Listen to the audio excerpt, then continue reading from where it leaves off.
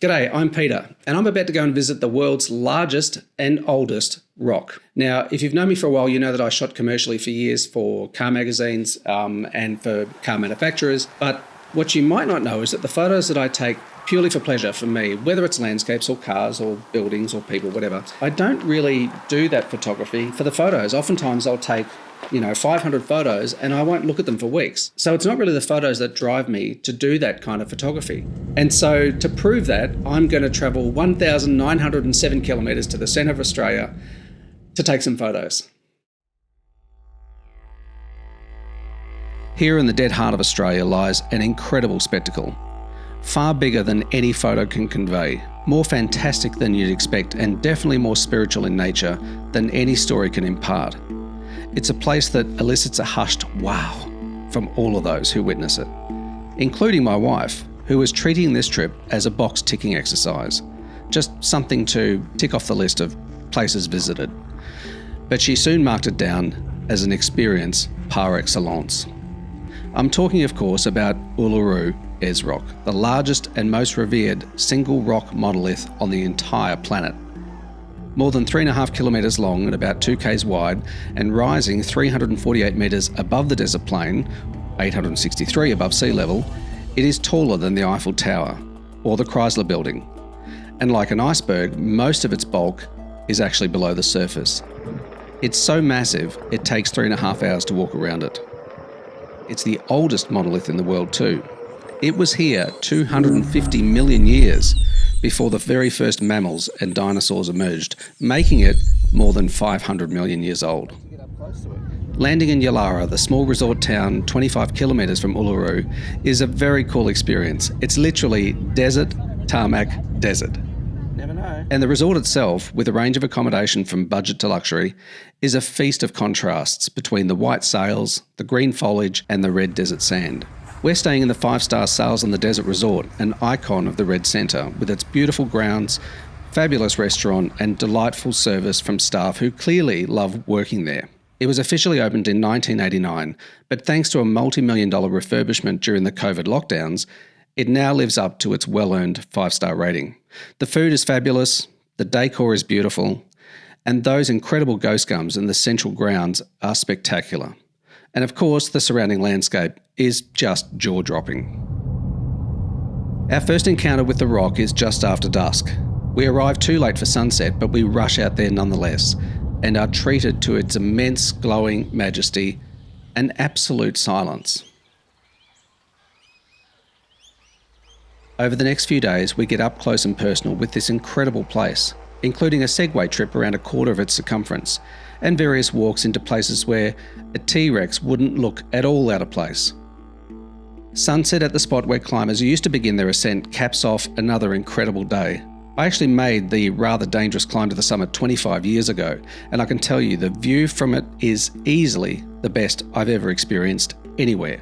Climbing the rock was eventually officially banned in October 2019. Aboriginal people have actually inhabited this region for more than 30,000 years, and this is their most sacred site of all. It's easy to see why.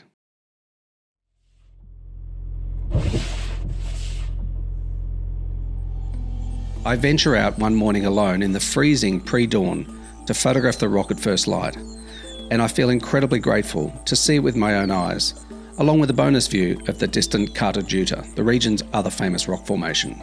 Speaking of which, the domes of Carta, whilst similar in look to Uluru from a distance, are made from an entirely different material.